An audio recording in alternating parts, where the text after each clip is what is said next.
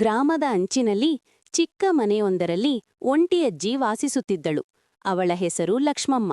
ಗಂಡನೂ ಇಲ್ಲ, ಮಕ್ಕಳೂ ದೂರದ ನಗರದಲ್ಲಿ ತಮ್ಮ ತಮ್ಮ ಬದುಕಿನಲ್ಲಿ ತೊಡಗಿಸಿಕೊಂಡಿದ್ದರು.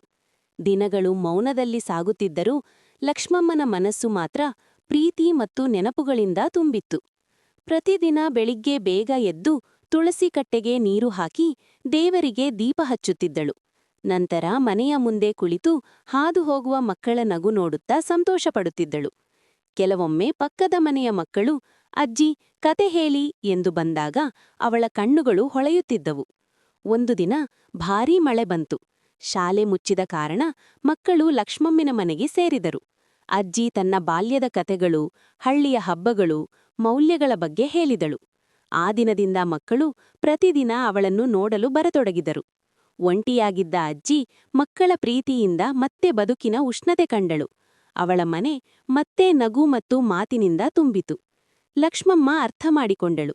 ಒಂಟಿತನ ದೂರವಾಗಲು ದೊಡ್ಡ ಸಂಪತ್ತು ಬೇಕಾಗಿಲ್ಲ, ಸ್ವಲ್ಪ ಪ್ರೀತಿ ಸಾಕು.